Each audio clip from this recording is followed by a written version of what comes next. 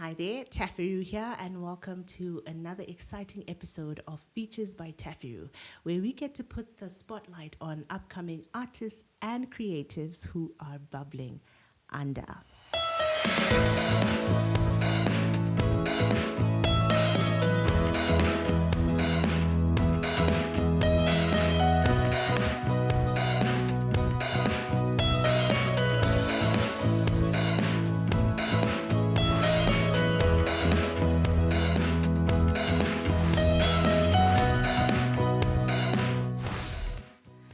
So, creativity comes in many different forms. I think when we think about someone being creative, when we think about creativity, we're thinking about music, dance, film, paintings, etc.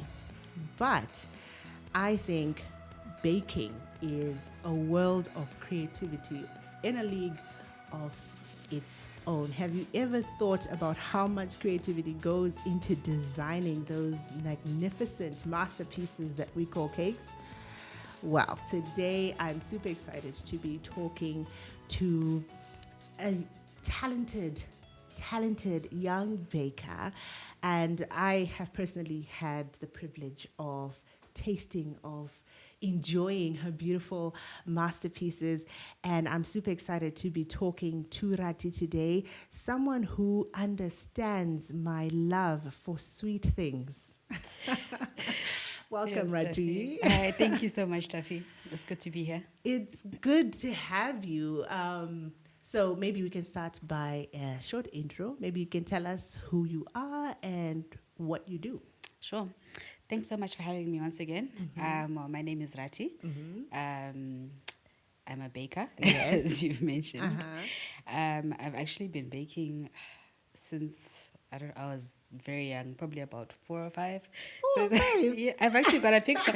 I promise. I wish I had brought this picture. Really? I have You a need picture to standing send on it a to me. stool in the kitchen counter. I couldn't even reach the counter, and I'm busy Wow. mixing something. So yeah, I've been baking since I was very young. I think it's just something that was in me because my mom used to bake, and I used to love watching her bake. And I think from there I just picked it up, and yeah, got a love for it as well. Yeah. So yeah, I'm a baker by passion, but by profession, or what I studied was actually environmental science and Okay. economics. So Interesting. it's kind of like Uh-huh. two completely different worlds. But yeah. Interesting. Okay, I didn't know that. You said Environmental science environmental and science. Economics, yes. What's that about? To be honest, I'm going to be very honest, that wasn't my choice. That wasn't something that I chose at all. My passion had always been for cakes, as I said, and being in the kitchen generally. Yeah. But you know, you always have this tug of war with your parents where they're like, yeah, you're going to go to university. And I'm like, no, I want to go to culinary school. So yeah, my mom won. Yeah. And she thought, environmental science is a good topic to pick because of the state of the environment. Okay. And, there'll always be opportunities in that area. So yeah, I went on to study it. I got my degree. I presented it to her and I never pursued it. And you never look back. Wow, Yeah. that's amazing. Kind of similar to my story in terms of how I studied to become finance and economics, and then after that, I mean, That was it. I just have the degree somewhere. Somewhere on display. Yeah, interesting. Okay, so obviously you started baking when you definitely need to send me a picture of you. I'll look for that picture and send it to you. Definitely, that's amazing. I mean, because at 4, like, we're thinking someone should be playing with mud somewhere outside, but you're already, getting experience in the world of baking. So you've definitely been doing it for a long time if you Yes, started very it at such a young age. Why do you think you grew to love baking? I think generally I'm a very creative person. So I'm drawn to anything that's, creative arts, even, physical arts, painting, drawing, Okay. anything that's, that I can do with my hands and that involves just being creative. I've always been drawn to. And I think because I used to see my mom and my mom's sisters in the kitchen so much, even my mom's brothers. Yeah. And my dad as well in the kitchen so much. I think it was just kind of a natural way of expressing my creativity. So I just took to it immediately, yeah. That's amazing. That's amazing. Okay, so you mentioned that you now do it professionally, right? Yes. How has that journey been in terms of pursuing baking professionally? Zvine mari here, mukadzi pamwe tokanotanga kubeka. Yeah, there's no potential. There's no potential, but I think it's a bit of a struggle in Zim because there's so many people that are doing it now. Yeah. So, it becomes a bit more difficult to stand out in an area like that. But yeah, I think there's definitely potential, and I've been doing it for the past 10 years or so, I think, here in Zim professionally, and it's been sustaining me. So yeah, I think there's definitely potential in it, for sure. Do you think that if it wasn't for our, let's say, economic, state in Zimbabwe, you would be baking like at a store, or would you just have your own business anyway? That's a good question. I think I probably would have my own business anyway. Okay. One of the things is when we were growing up, my parents always used to say to us, you never want to work for someone else. So it was kind of something that they always drummed into us almost like on a daily basis. I remember either me or one of my siblings, once said in my dad's hearing that, when I grow up, I want to be ETC, and it was some kind of employment. My dad was kind of like up in arms, like, no, he'd never want to work for someone else. So, yeah, and as it turns out, now all of us are self-employed. My younger brother, he's employed, but he works remotely and is also into consulting. So is my older brother. And, yeah, I run my own business. So I think I probably would have ended up running my own business in one way, shape, or form. Yeah. And we know, like, in the world of running your own business, now you also have to be on social media. How has your journey on social media been? Because I know, like, being a baker, right, you are mainly behind the scenes, and your art, the cake or whatever you bake speaks for itself, right? So you don't have to be in front, in the past, you didn't have to be in front of the camera and, but now you kind of have to, right, with social media. So how has that been, being in front of a camera or creating content? To be honest, it's been a very difficult transition for me, and I think I resisted it for a long time. Yes. And in some ways, I think I still am resisting it. And the last frontier was TikTok, and I was adamant I was never going to be on TikTok. Yeah. I had no interest in TikTok whatsoever, but people kept insisting, no, for you to be in business, you have to be on social media. Yeah. So I started this year, I think, is when I started doing TikTok videos. Yes. And actually, I quite enjoyed it. Okay. Funnily enough. Yeah. I think I enjoy the process of recording and just being able to speak to people in a deeper way than I'm able to if I just post a picture of a cake, right? I'm able to talk to you about what's happening, my thought process. I can really engage with you on a deeper level. Yeah. But I think what I don't like is the editing. You don't like the editing part of it? I don't enjoy that at all. But yeah. I think being able to engage with people on a deeper level, for people to also see me, and to not just see a finished product, but to see that there's a person behind it. There was a thought process, I actually put thought and time into creating the things that I create. So yeah, it's nice for people to also be able to see that. I enjoy your videos. So, like, I think I've been following you since you started. Like, when you posted your first video, I was like, okay, she's finally on social media. Excuse me. And I kind of found, like, your videos very soothing to watch, and also just kind of like learning new things. And I like the way you also kind of like try out different things that you're like, I didn't have this in my kitchen, so I use this instead. It kind of like opened up my mind in terms of if you're in the kitchen and you're doing something, you won't run out of something. You can always make a plan and use something else. And so I'm learning a thing or two from your videos. So thank you for bringing that up. I was laughing to myself the other day and thinking, I think I should just start like a cookery channel that's called but I didn't have channel. That's a good idea. Because that's pretty much how I cook. Yeah, because you hardly have everything you want in the kitchen. So especially in Zimbabwe, you discover you've run out of sugar. What do? You have to make a plan. You have to make a plan, right? Interesting. Okay, so Do you think you're going to be doing a lot more of those kind of videos online? Yes, definitely. I think I will be. I think maybe the sticking point for me is I felt like I was putting myself into a corner, as it were, where I have to be a baker and I only have to do baking content. But I think I really do just enjoy generally being in the kitchen and just different forms of cooking, different forms of baking. So I think if I figure out a way of how I can just open it up a bit more, so I can do all the things that I'm interested in, rather than just saying, no, this is Unicakes and it has to be cake related. Yeah.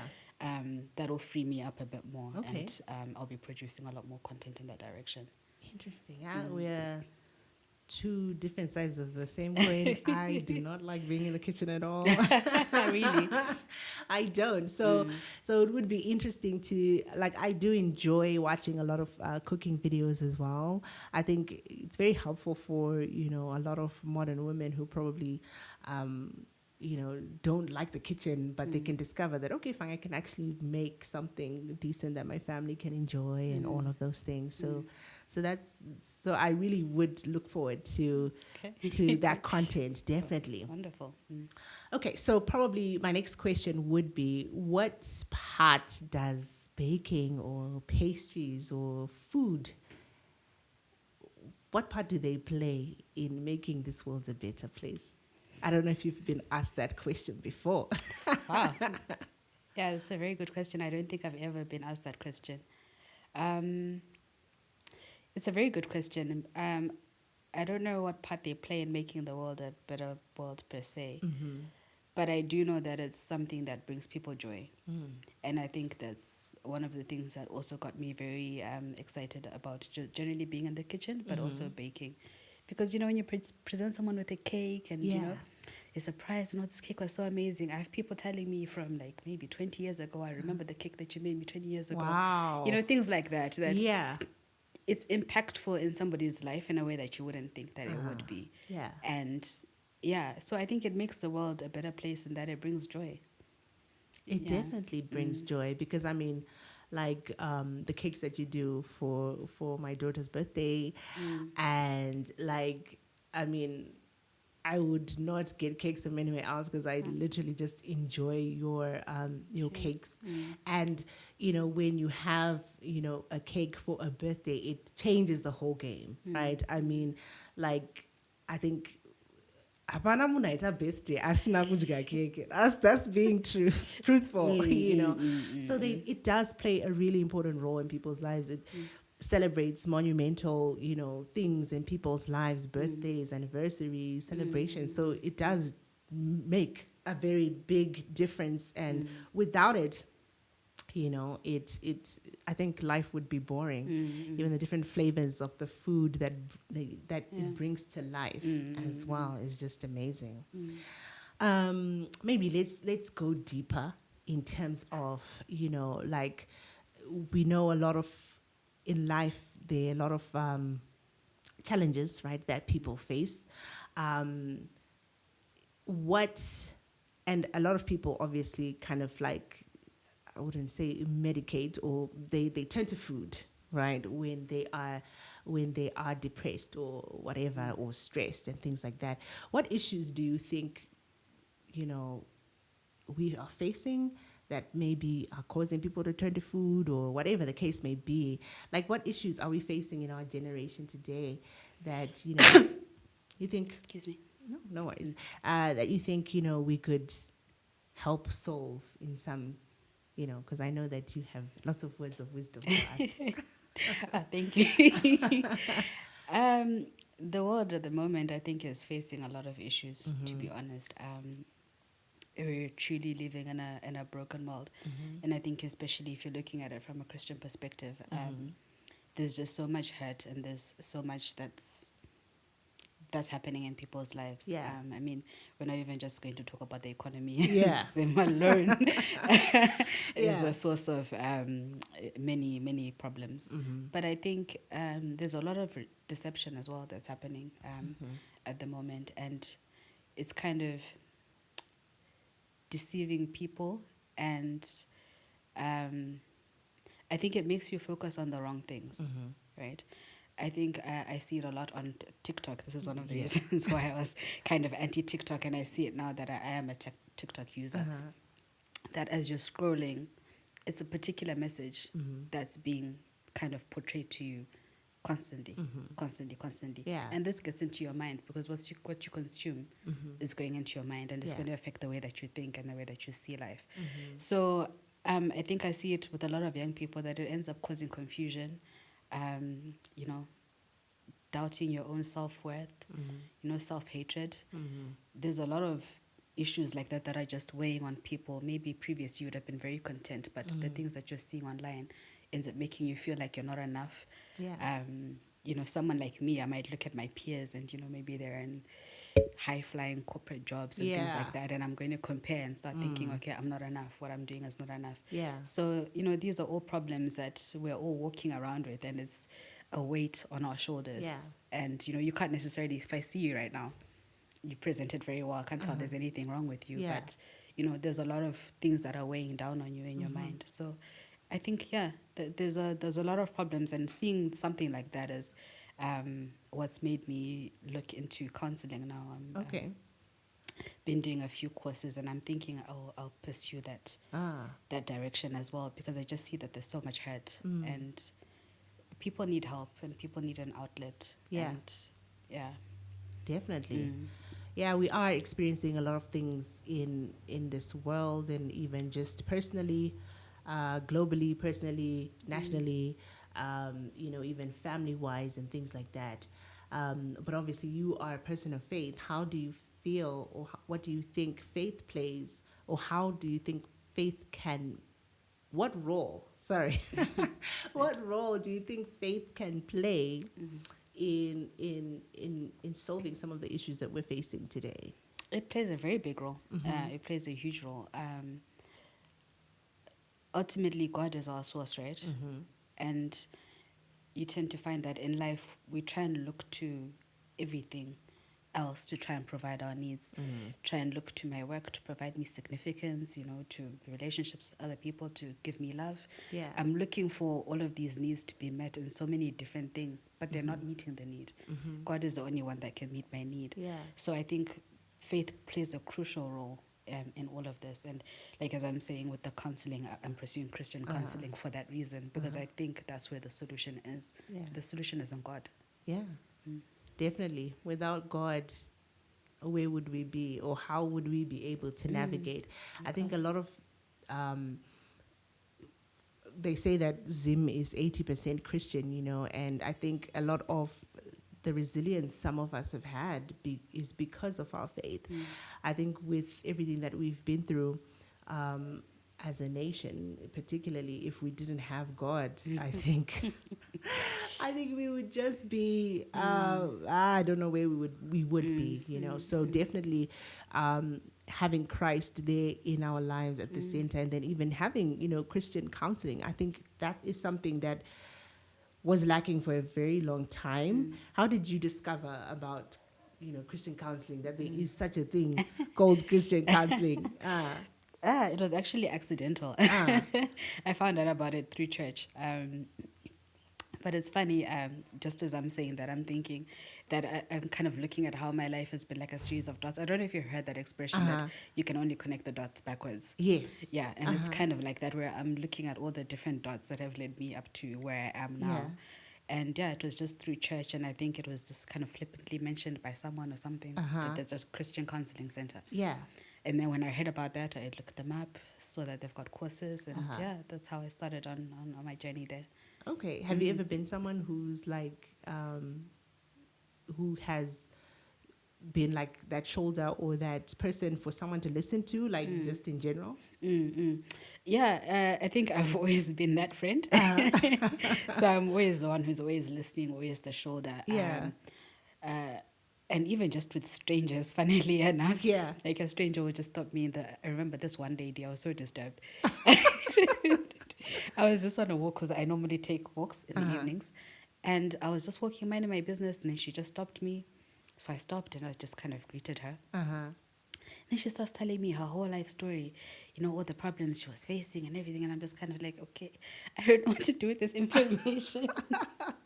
Yeah. So, yeah, I suppose I've always been that person in a sense. I suppose maybe it's a gift or something that I'm supposed to pursue in some way. But I never really thought about it like that until I started investigating counseling. And I thought, oh, maybe this is something that I'm supposed to do as well. Interesting. All right, great.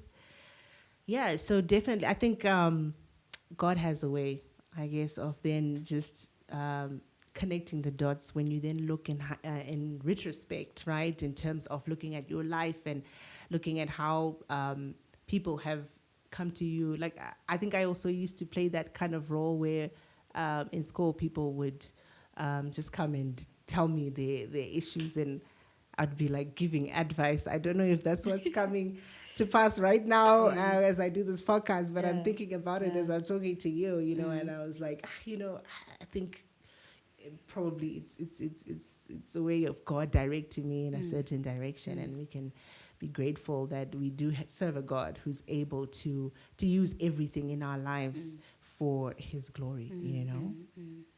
All right, maybe you can tell me one lesson that you have learned or more that you have learned from baking that you can apply to everyday life.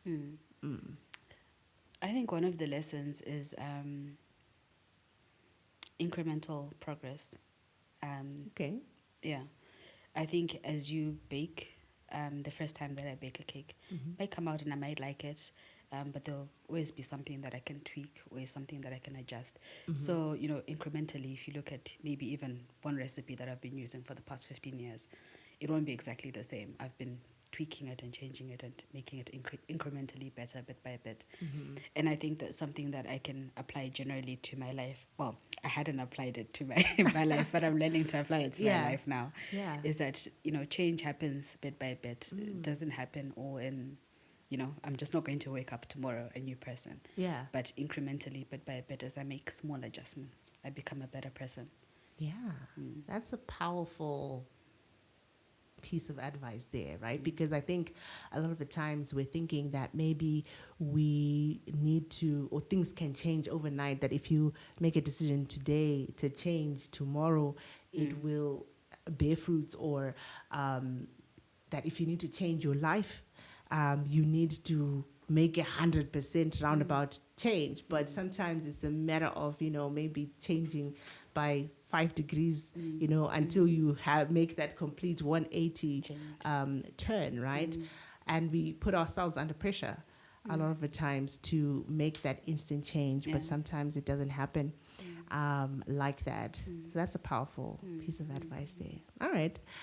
So now we've come to the time in the podcast where we switch roles, and the interviewer becomes the interviewee and asks me some questions. I don't know if you've had any questions that you have wanted to ask me.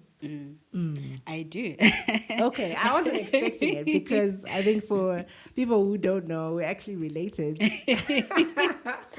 So I thought you've asked me all the questions. Well, it's actually because of that. Because we're related, I think I know you in terms of being my relative, but maybe not so much of the music side of you. Yes. I think I only recently started learning more about that. So I saw you posted on Instagram, I think it was maybe a week ago or so, about a period of time where you lost your voice. And I didn't know about that story. You didn't know about that? Yeah, so yeah. if you can talk to me about that. Yeah, so it was when I got pregnant. For some reason, I lost my voice. I couldn't sing. Literally couldn't sing to save my life. And yeah, that's what happened. And then after I gave birth, I thought it was just gonna come back instantly. It did not. It took 1 or 2 years for it to start coming back. Yeah. And how was that like for you? What did that say to you maybe about your identity, or how did you then identify if you had always been somebody who sings and now you can't? Yeah. It took a toll on me, definitely, because, like you mentioned, I had always identified as someone who can sing, And I think I had, idolized my voice. I think I'm always saying it. I think I had literally made an idol of my voice because, I knew probably I wasn't talented in a lot of other things, but I knew I could sing, and that was a muscle that I could flex. But but it was taken away from me like overnight, literally, and it broke my heart for a very long time. I failed to accept it, and I remember I even got into like a stint of depression at that particular time because I was not able to, because becoming a mother was really hard on me. You know, becoming responsible for someone else's life, and then I was, a lot of my time was being taken up by looking after this child, and so a lot of the challenges I had faced in my life, I was able to kind of like sing my way out of them. I don't know if that makes sense. I don't know if anyone else does this, but when you're feeling down, singing. When you're feeling happy, singing. So I couldn't do that with this particular time in my life. And, I felt like probably God had taken that away from me so that I could literally just turn to Him. Because, yeah, like I mentioned, having, with every situation turning to the fact that I would sing my way out of it, this I couldn't. I literally had to just turn to God. And, yeah, that's like what happened. Yeah. It was a hard time. I actually tried to find Christian counseling in those days, but I didn't have any access to it. And I really wish I had that access to counseling at that particular time, but it wasn't available. But the good thing is that God is faithful. God is He just knows how to look after His children. And when I came to Him at that particular time in my life that I was struggling, He really took me under His wing and comforted me. Yeah, it was one of those times that I think I also drew closer to God, and then it just ended up making that decision that, whatever it is that I was going to do, I was going to glorify God with that. It might not be singing. I think I then just accepted the fact that, probably this voice thing is not going to come back. But I can still glorify God. And then, yeah, I then chose to bring glory to God through motherhood, through the other different aspects of my life that I had at that time. Yeah. What's so interesting as you're speaking, I'm just thinking of a reflection that I had this morning. I was kind of looking over the journey of our lives. I used to live in the UK at some point. And we moved back. And, that kind of was a devastating thing. Yeah. Who would want to move back to as well? But even in that, as I reflect on all the things that have happened as a result, we've been able to travel as a family so much.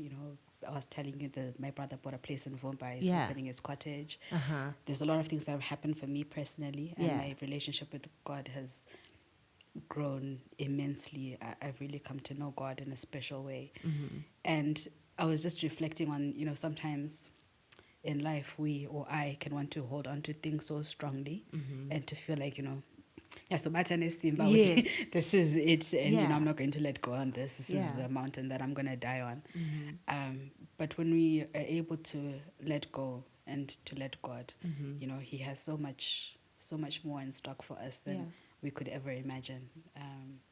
So I was just reflecting on, I think that's what God has done for you. Yeah, definitely. I think the temptation, obviously, because I guess we have that tendency of holding on to things that we can see, that we know, right? And it's hard to let go because you don't know what will come after that. So then you hold on to this little that you have, not knowing that probably God has more for you if you just let go of the little that you're hanging on to for dear life.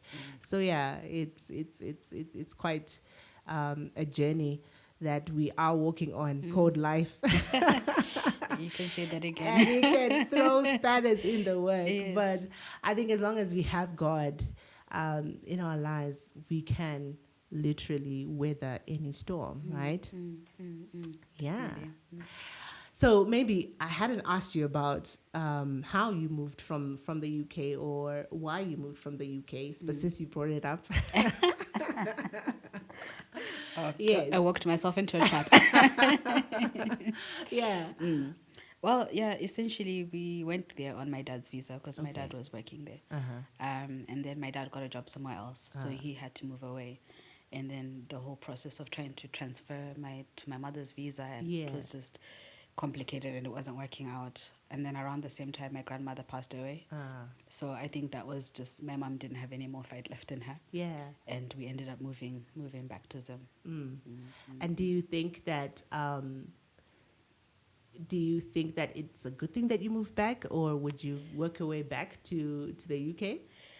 For a long time, I didn't. And as you know, you were talking about depression. And I also went through that depression when we came back. Well, first I came back and then I went to South Africa for university. Okay. And then after that, I came back to Zim, and I'd been wanting to go and do a master's, I think.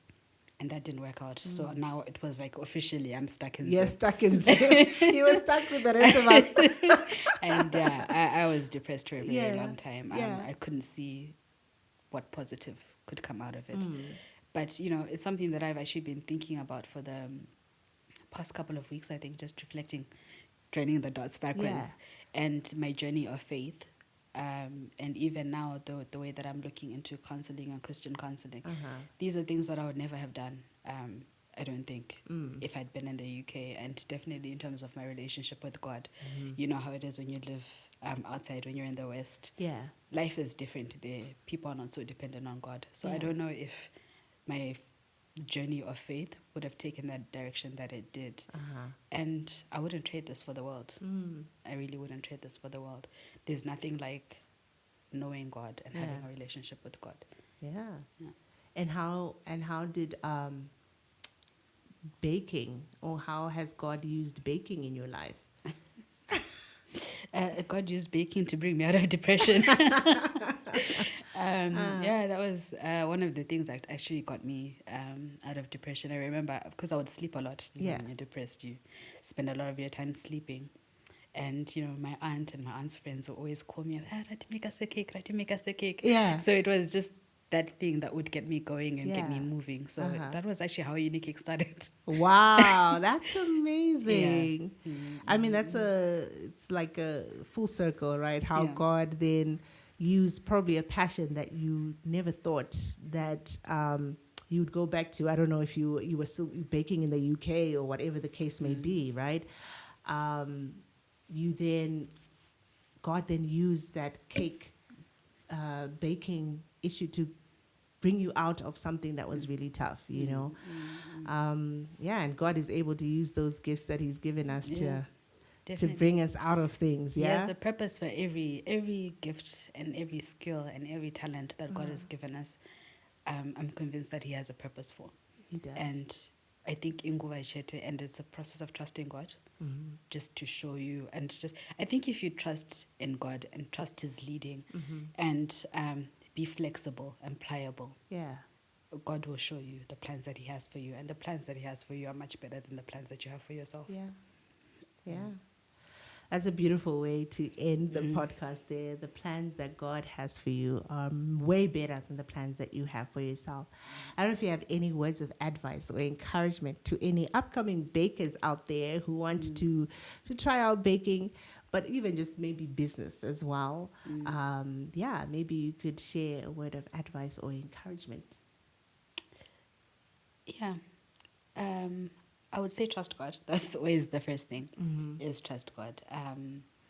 Without God, I don't think there's really anything that we can do in our lives. So the very first thing is to trust God in whatever you are pursuing. And the second thing is to be resilient and to persevere. Things are not always easy. Life is not always a straight line. There are ups and there are downs. But in those ups and downs is to keep persevering and to keep working, to keep pushing, to keep improving incrementally, bit by bit. Don't allow yourself to be stagnant and to just, go in a straight line. Just always be trying to add something, trying to improve, trying to grow. Yeah. Powerful. Thank you so much for coming to the podcast, Rati. I think this is the first time we've had a deep discussion. Yeah. And we had to go and do it on camera. Can you imagine? But thank you so much for coming. No, thank you so much for having me. It's been wonderful. Yes, you have heard it for yourself. Number one, trust God. Trust God. The plans that He has for your life are way better than the ones that you have for yourself. And grow. Commit yourself to growing incrementally, even bit by bit. Every bit matters, and God can use every single situation in your life for your good and for His glory. And with that, thank you so much for joining us. And until next time, goodbye.